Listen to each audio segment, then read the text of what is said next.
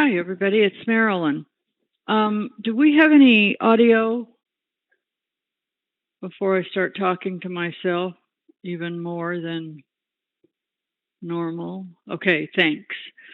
Hello, everybody. This is Marilyn, and it's time for the noon edition of Welcome to My World. Today is the very first day of June, so that's an exciting thing. Brand new month, brand new everything, and it looks like, summer is, we got June, July, and August to finish out the summer. So, how's everybody doing today? I think most people in the room are trading NQ. This should have been a pretty nice day if you had enough patience. But the NQ and the ES both got really strong today. This is kind of what a happy dance looks like with these unemployment numbers. This is the lowest unemployment. I noted on one article it's the lowest unemployment in 18 years. So something good must be going on, because that is a big, big indicator. And we've got the currencies weren't quite as strong today as they have been earlier in the week, but then that's kind of typical on Friday, unless there's some kind of news that jerks them around. Gold has been really nice to trade today. If the scalpers were out, there were 3 or 4 scalpy trades, and then it put in a really nice trend for about 40 ticks that was very easy, plain to read, not so difficult as some of this stuff can get. So we've also, the VIX is coming down. It opened this morning a little below 15, and it's trading about 13.5 right now. And that's kind of normal for it. When it gets really tough to trade is when the VIX goes down into the, those awful 8 and 10 numbers. Those were really dreadful. There is also a huge spread. Let's see, on the Brent in West Texas, it's, I think it's now about, it's close to $11. It's about $10 right now. That's just unbelievable. So hopefully the summer will continue with some of these nice trends we've had. So anyway, I thought I would talk a little bit about a few more things to go in our business plan book, since it's Friday afternoon.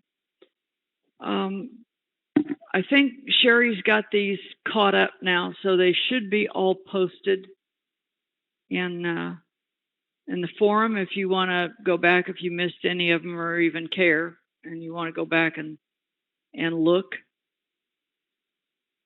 they should be posted in there and up to date.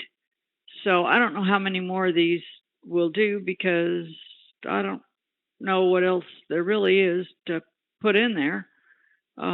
But we can always respond to people. If you have any requests of things they want to, anybody wants to talk about, then we can certainly take this time to do that. Let's see. The one thing I wanted to address, there's a couple things we haven't talked about in a long time, and there are newer people in here that may not be familiar with some of this.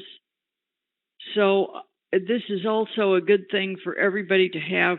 Last time we were talking about adding specific pages for different subjects in that emotional or head game section. And I had mentioned that I think it's a good idea to have a Daryl page where you can just jot down some of the Darylisms, because those are really applicable to everybody. One of them that was on the mouse pad that Marion made up is trade to trade well. You know how he talks about to get out of your head this idea that you're going to trade to make money and you're going to trade to this, that, and the next thing, and the boat you're going to buy, and no. Zero in on execution of your trade and trading well. No getting rattled, no fear, none of this other stuff. You're really focused on the specific entries that you want and managing your trade very well. So, yes, and Aaron, I go for about 25 times that.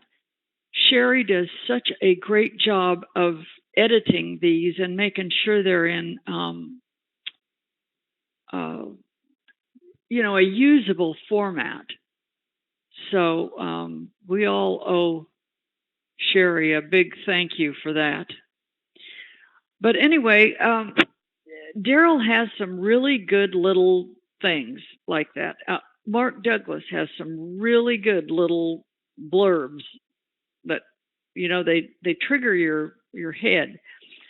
But there's a couple more that I think should be added in there, and one of them is about kissing. We haven't talked about kissing for a long time, and I really think it's important for those of you who don't know what kissing is. KISS stands for Keep It Simple, Stupid. You would be, and I always am, and we all are, absolutely astonished at the simplicity of the charts that really big time traders use. The one thing about Apex, they got enough indicators for these charts to, I don't know, start an indicator factory. But some people put a whole bunch of this stuff on their chart.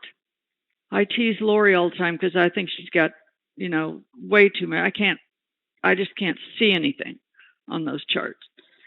But she is after me all the time because I have the same stuff, but I have it on 4 or 5 different charts.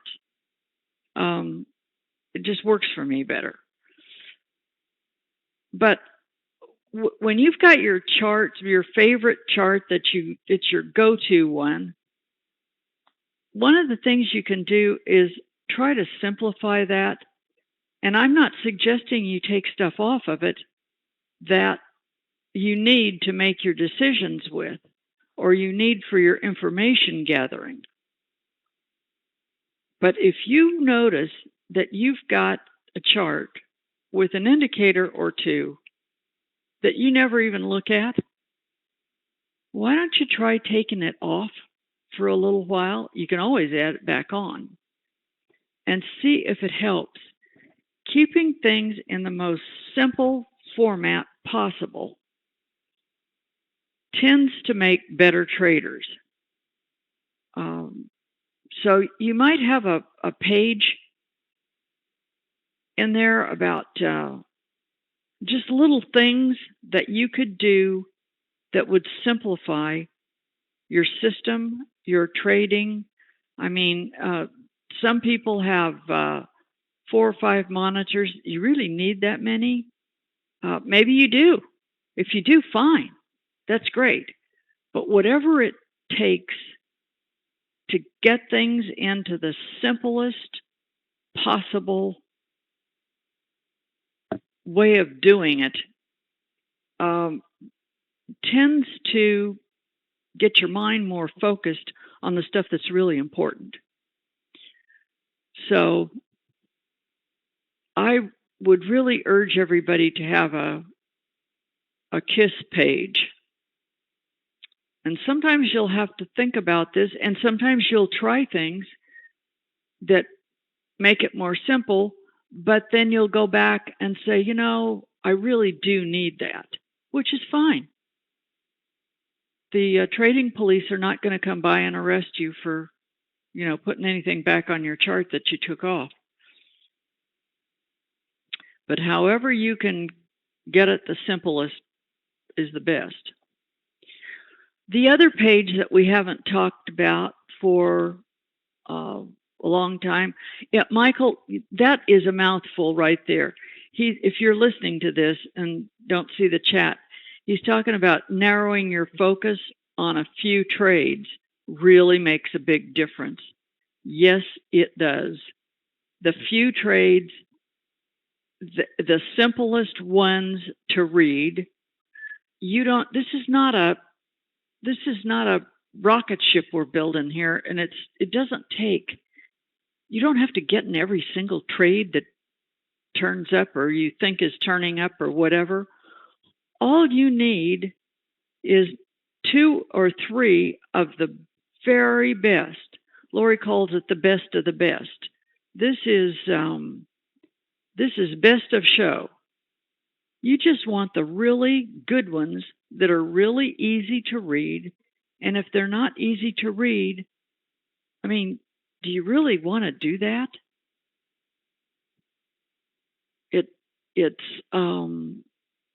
There's no sense in torturing yourself with all this. And Kenneth, thanks. This is really a good one from Daryl. He's talking about everything has to be defined as trading well, and it doesn't mean that you won the trade. You could lose the trade, but you followed the rules and you did it well. You had risk management. You were right in the zone. So it may sound kind of like it's silly and a waste of time, but believe me, it's not. The other thing we haven't talked about for a long time, we used to talk about it almost daily because we were all trying to get real zeroed in on, and that is to have a page on peeing. We haven't talked about how much you need to pee. And I know Craig had a really good pee list one time, but we started with getting picky about your entries.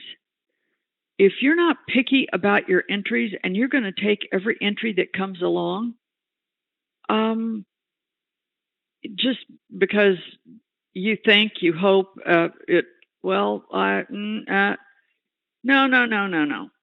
You want to get picky about those entries and take the very best ones. Learn to be really picky about them. Because if you remember what Daryl says about how he'd rather see a trade that he wishes he was in than be in a trade and wish he wasn't. The pickier you get about the entries, the more you're going to be in a trade that you're glad you're in, and the less you're going to be in a trade that you wish you weren't. But without the entry, you do not have a trade. What you have is a fiasco. And trying to manage a fiasco when the market's moving is a pretty good trick. And most of us fail at that miserably. So if we back up to where the entry was and get picky about the entry, then you have to be patient to let that trade develop. Moving your stop and changing this and over here and oh my goodness, and I don't know if I should have. No. If you were picky about the entry, then sit back and be patient. patience is something all of us run out of really fast when we're in a trade. But practice that patience, and you have to be persistent to be picky about your trades. So these kinds of things are really important. If you want to get paid, you have to be picky, patient to get paid if you want to be profitable. So maybe Craig he's really good with this stuff. Oh, yeah. Did you put that up, Craig, on your, let me see, is this your list? You got a really good list of peeing. Yeah, that's great. Maybe Sherry can copy that off. Those are really, really great. Thank you for doing that. The answer when you get in a trade and then you think, oh my goodness, and that you get out of the trade, whether you got out of it with a win or a loss, you're still sitting there with this, oh good grief. The answer to getting over the fear and the, oh good grief, and I don't know if I should have done this, blah, blah, blah. The answer is always P. 99 times out of 100, it's going to be P. You need to P more. So take advantage of those. Those are great things. And we had a whole list of the probability of your picky trades being profitable is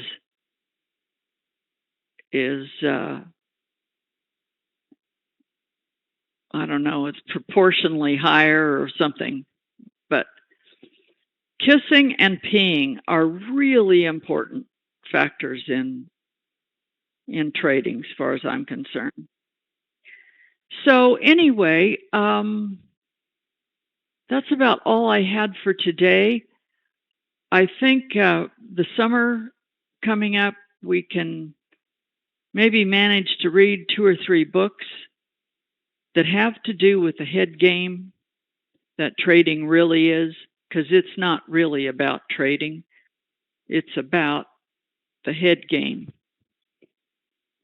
One thing I would say is if you are experiencing assorted difficulties, and we all go through these levels, if you've ever been involved in any kind of an athletic anything, you know, you do real well up to a point, and then you kind of hit a plateau and you just can't seem to get to the next level. And then all of a sudden, you'll sit there for however long time it seems like. And then all of a sudden, you blast through to the next level. Trading is a lot like that. But if you can identify what is,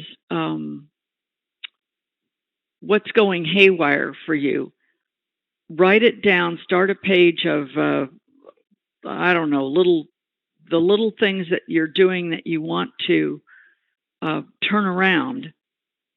With some people, it's jumping into trades early. With some people, it's an inability to let a good trade run. They get excited and what have you, and oh my goodness, they've got 10 ticks and they just take them and get out. So if those kinds of things are happening to you, write them down either in your daily trading journal or start a page in your book, in your binder book, so that you can, as you find things that help you get past that, you can write them down.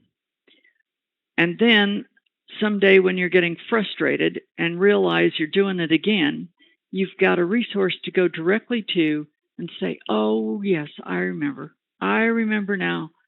This is what got me past that. Because the whole point here is to have a resource, a personal resource system that you can go to and help yourself.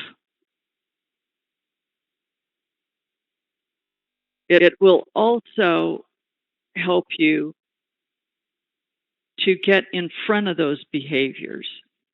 Once you know that's what you're doing, then how do you sort of get to your mind quickly before your brain hijacks it? And you will discover several things. One of them is getting up and walking away.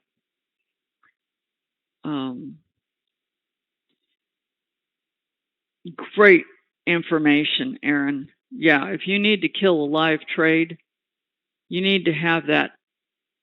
That's basically 911. But be sure you have your account number with you. You need to have that in front of you at all times. Put the emergency number on speed dial on your phone. So all you have to do is just hit the button. But it's not going to do you any good. The first thing they're going to say is, okay, what's your account number? And now you're scratching around in papers and note things and this and that. You have that account number right in front of you all the time. One of the things that you can do is write that stuff on the back of your mouse pad or even on the front of your mouse pad. So anyway, I think, and I also wanted to mention, don't call that number for a, but on the back, Marion, on the back, do not call that number for a demo or sim account. If they're busy, they'll just hang up on you. And I don't blame them. They've got people who have some serious problems with some live money. And so, needless to say, they're not going to fool around with some demo account right then. Those guys are busy and they will save your life. So don't take advantage of that and be calling them about silly stuff like a demo account. Yeah, keep it short, very short. So, and you need to have a 911 plan. What happens if your internet goes out and you're sitting there in a live trade and it's like, for one thing, your stop loss will save you because you shouldn't be trading without a stop loss that's automatically set. Don't tell me that one that's in your head. It's not going to do you any. It's not going to do you any good. But cell phones are really necessary because if you're trying to use a landline and that thing goes down or the power goes out or the battery quit or the whatever it is,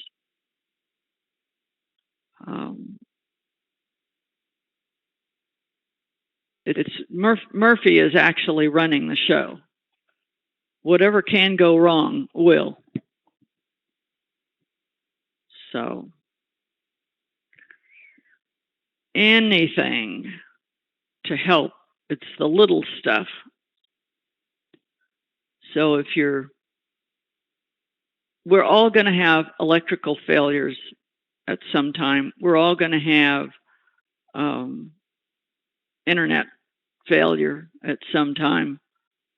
So just know that that's going to happen to you and have your plan in place. Yeah, Carl. Murphy is sometimes running these bus drivers too. It's sad but true. It's just the way it is. So anyway, next week being the first week of the month is not a heck of a lot happening until Thursday and Friday. The news releases pick up a little bit, but try and spend some time over the summer, especially in getting your plans. If you have an idea about something that you want to try that's going to help you simplify things and get a little more focused on just the really good stuff, there's plenty of trades every day. If you don't have good ones in the morning, then leave it alone. Come back and check in the afternoon, because sometimes it will just sit in whatever your favorite market is, just sits there and fools around all morning, and then you get frustrated, walk away and leave it alone, and come back at the market close and think, oh my goodness, why wasn't I here in the afternoon? I mean, look at this. It's just my favorite thing, and it's so easy, and I missed the whole thing. So that comes with a little experience too. You recognize your favorite market when it's just chopping around in the morning. Most frequently in the afternoon, it'll straighten out and give you a nice trade. But the same thing is true. If you've had wonderful trending morning and it was just what you wanted and really nice, and you had a couple of good trades, don't expect it to continue for the all day, because 98% of the time it's not going to do that. Once it's given you those nice, easy, trending trades, it'll chop around in the afternoon. And that's how you lose money, is to get in that chop and trying to make it do something. You're not going to make it do anything. So anyway, I hope everybody has a wonderful weekend and stay safe, and we'll all be back here Monday morning, and we can hope that the bus drivers we've had this week, we're still going to have them with us, because they've been really good.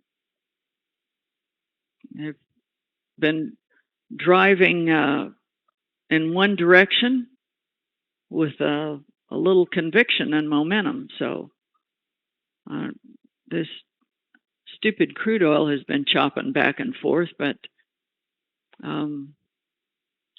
it and its friend, the Canadian dollar. But we'll see what happens Monday. Anyway, have a wonderful weekend. Stay safe, and I will see you on Monday. This has been my view in my world in Apex land, brought to you by Apex Investing. I'll see you Monday. Thanks.